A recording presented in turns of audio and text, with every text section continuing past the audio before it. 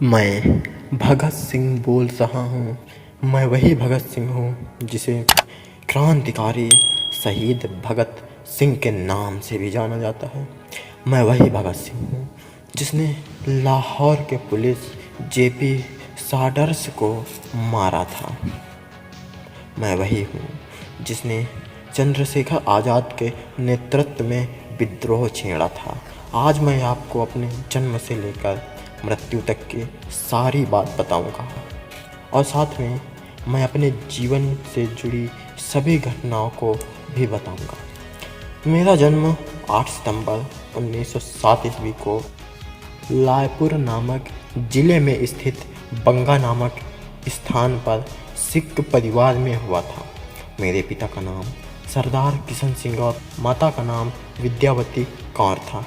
मेरे पिता एक किसान थे, पर फिर भी उन्होंने मुझे अत्यंत लाड दुलार से पालन पोषण किया।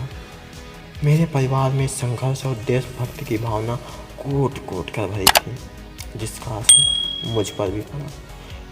मेरी एक बड़ी बहन थी जिसका नाम अमरो था। मैं बचपन से ही असाधारण किस्म के कार्य किया करता था। एक बार मैं अपने पिता के साथ कहीं जा रहा था तो रास्ते में उनके एक घनिष्ठ मित्र मिल गए जो खेत पर काम कर रहे थे। मेरे पिता उनसे मिले और बातें करने लगे। उसी बीच में खेत में छोटे छोटे तिनके रोपने लगा। तब मेरे पिता के मित्र ने मुझसे ये पूछा कि क्या कर रहे हो भगत सिंह? तब मैंने कहा कि मैं बंदूकें बो रहा हूँ। यह बात सुनकर उन्हें अजीब सा लगा और उन्होंने मेरी बात को मजाक समझकर टाल दिया।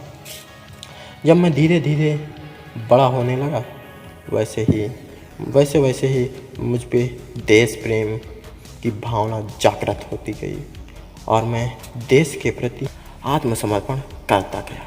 इसी समय अंग्रेज़ों ने एक नियम लगाया जिसका नाम रॉयल एक्ट था। इस कानून का पूरे देश में विद्रोह किया जा रहा था। इसी कानून के विद्रोह में 13 अप्रैल सन 1919 को अमृतसर के जलियांवाला बाग में एक सभा हो रही थी कि तभी अचानक पुलिस आई और चारों ओर से प्रदर्शनकारियों को घेर लिया। पुलिस अधिकारी जनरल डायर ने गोली चलाने का आदेश दे दिया। सैकड़ों मासूम लोग मारे गए। यह घटना संपूर्ण राष्ट्र को झकझोर कर रख दिया। इस घटना को जब मैंने सुना तब मैं 12 मील पैदल चलकर वहां पहुंचा और वहां का दृश्य देखकर मेरा खून खौल गया और मैंने वहां की मिट्टी को हाथ में लेकर शपथ ली कि यह तो देश स्वतंत्र करवाऊंगा या तो मर मिट जाऊंगा। मैंने आरंभिक पढ़ाई पूरी करने के बाद मैं आगे की शिक्षा के लिए नेशनल कॉलेज लाहौर गया। वहाँ मेरी मुलाकात सुखदेव और यशपाल से हुई। हम तीनों मित्र बन गए और क्रांतिकारी गतिविधियों में बढ़ चढ़कर हिस्सा लेने लगे।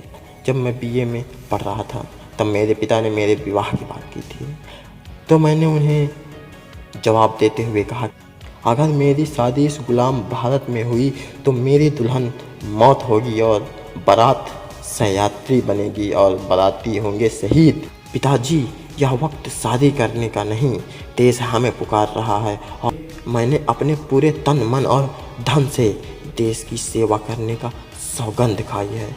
मुझे आशीर्वाद दें कि मैं अपने आदर्श पर टिका रहूं। मैंने सन 1926 ईस्वी में लाहौर में नौजवान सभा की गठन किया।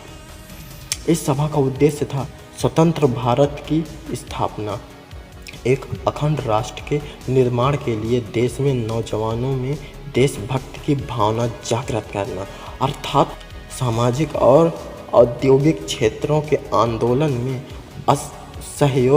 सहयोग प्रदान करना, किसान और मजदूरों को संगठित करना।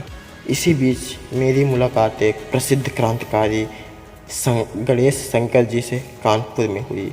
गणेश शंकर जी उस समय अपनी प्रखर पत्रकारिता से जनमानस को उद्वेलित करने का काम कर रहे थे।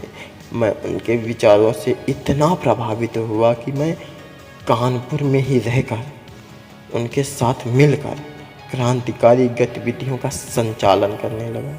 लाहौर में उस समय सारी क्रांतिकारी गतिविधियां हिंदुस्तान रिपब्लिक एसोसिएशन के बैनर संचालित हो रहे थे।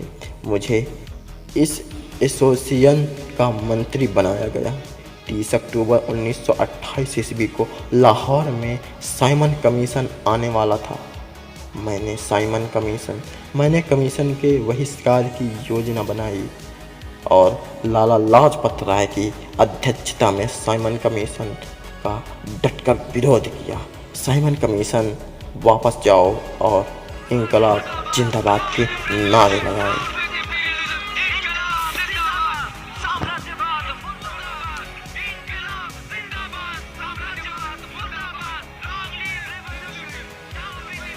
निरपराध प्रदर्शनकारियों पर अंग्रेज पुलिस ने बर्बरतापूर्व लाठीचार्ज किया।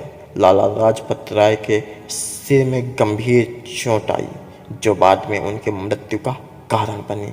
इस घटना से मैं चिंतित हो गया और मैं आक्रोश में आकर उस पुलिस कमिश्नर साडर्स की हत्या कर दी और लाहौर से अंग्रेजों को चकमा देते हुए भाग निकला। और 1929 ईस्वी को मैं और मेरे साथियों ने मिलकर बकुसरी दंत में दिल्ली की केंद्र असेंबली में बम फेंका और गिरफ्तारी दे दी। इस धमाके के साथ उन्होंने कुछ पर्चे भी फेंके।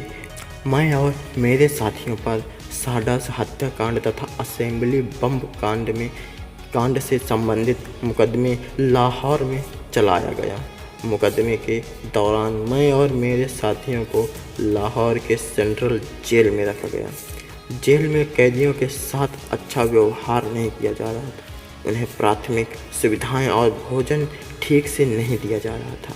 लेकिन मुझको यह बात ठीक नहीं लगी। मैंने उसके विरुद्ध स्वरूप भूख हड़ताल शुरू कर दी।